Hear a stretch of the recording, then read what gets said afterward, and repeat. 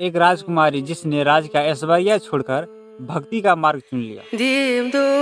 एक प्रेमी जिसने सांसारिक रिश्ते को त्याग कर श्री कृष्ण को ही अपना जीवन बना लिया। एक ऐसी कहानी जो इतिहास के पन्नों में अमर है। तो ये है भक्त शिरोमणि मीराबाई की कहानी। तो इस पूरी कहानी को जानने के लिए इस वीडियो को अंत तक देखना जरूरी है।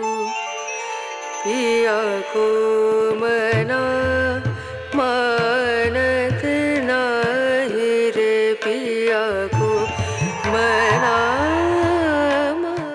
सन 1498 राजस्थान के कुंभलगढ़ के किले में एक कन्या का जन्म हुआ। बचपन से ही वो किसी आम राजकुमारी की तरह नहीं थी। एक दिन जब उन्होंने श्री कृष्ण की मूर्ति देखी तो पूछा, माँ मेरा दूल्हा कौन है? और माँ हंसकर कहा, कृष्ण ही तेरे पति हैं।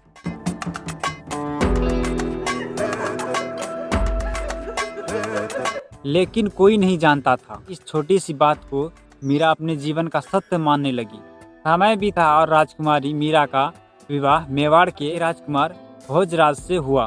पर मीरा के लिए सच्चा पति तो श्री कृष्ण ही थे। वो राजमहल में रहते हुए भी श्री कृष्ण में डूबे रहती थी। पर यह बात उनके ससुराल वाले को नागवार गुजरती थी। एक दिन मीरा को मारने के लिए जहर का प्याला भेजा। जैसे ही मीरा श्री कृष्ण का नाम लेकर उसे पिया तो वो अमृत बन गया।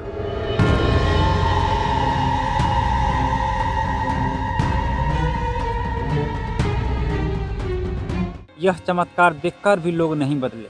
वे उन्हें हर तरह से तकलीफ देने लगे। लेकिन मीरा भी भक्ति में अडिग रही। आखिरकार ने मीरा महल छोड़ दिया। वे वृंदावन और द्वारका में भजन गाती, संतों के साथ भक्ति में लीन हो गई।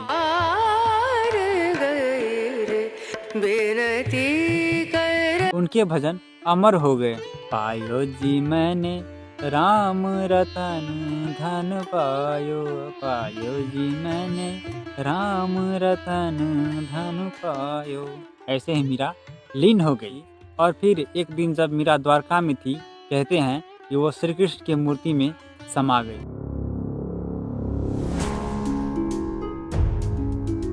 उनका शरीर इस धरती से लोप हो गया, लेकिन उनकी भक्ति अमर हो गई। मीराबाई हमें यह सिखाती है कि सच्चे भक्ति में कोई बंधक नहीं होती। प्रेम और विश्वास की ताकत हर मुश्किल को पार कर सकती है। आज भी उनके भजन हमारे हृदय में है। कृष्ण के प्रति प्रेम की लौ जलाए रखते हैं। तो यहाँ तक इस वीडियो को देखने के लिए बहुत बहुत धन्यवाद।